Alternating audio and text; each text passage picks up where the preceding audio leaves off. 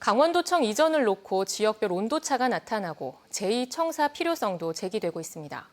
이런 가운데 강릉에 있는 환동해 본부가 50년 넘게 강원도 수산국 역할을 벗어나지 못한다는 지적이 있는데요. 시대 흐름에 발맞추기 위해서는 환동해 본부의 역할 강화를 고민하자는 의견이 곳곳에서 나오고 있습니다. 김인성 기자입니다. 강원도 환동해 본부는 지난 1964년 강원도 수산사무소로 출발했고 2001년 환동해 출장소를 거쳐 2012년 환동해 본부로 바뀌었습니다.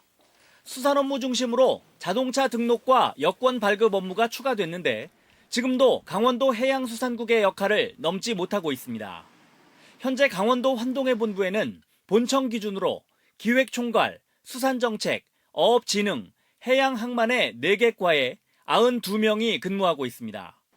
해안침식 사업의 경우 한 건당 수백억 원으로 규모가 커지고 해양 관광 패턴은 해수욕에서 서핑 등으로 다양해지고 있습니다. 평화의 바다 같은 남북 협력 문제와 북극 항로 개척, 크루즈 운항, 플라이 강원 출범 등 굵직한 현안 사업들이 나타나고 있습니다. 급변하는 시대 속에 환동해 본부의 기능은 변화를 따라가기에 버거운 실정입니다.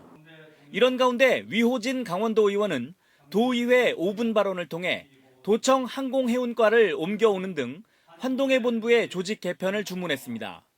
또 지은 지 50년이 넘어 안전등급 D등급을 받은 청사 건물의 신축도 주장했습니다.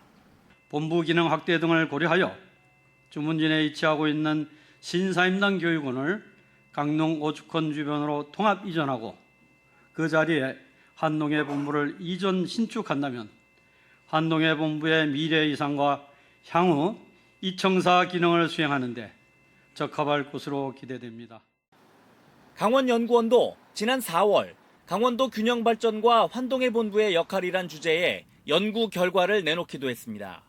영동권 전체가 발전하면서 이것이 이제 강원도의 전체적인 성장을 이끌어가기 위해서는 이 영동권의 행정 기능을 대폭 강화할 필요가 있다고 생각합니다. 환동해 본부는 이런 지적에 공감한다며 다양한 기능 확대 방안을 고민하고 있다고 밝혔습니다. 행정이 신속하게 좀 대처할 필요가 있다. 그런 측면에서 볼 때 우리 환동해 본부 기능은 사실 지금 수산이나 해양 쪽에 치우쳐 있습니다. 조직부서하고 협조를 해서 어떻게 재편을 해나갈지는 필요성 이런 거는 공감을 하기 때문에. 한편 환동해 본부의 기능이 확대되려면 강원도와 중앙정부의 협의가 필요합니다.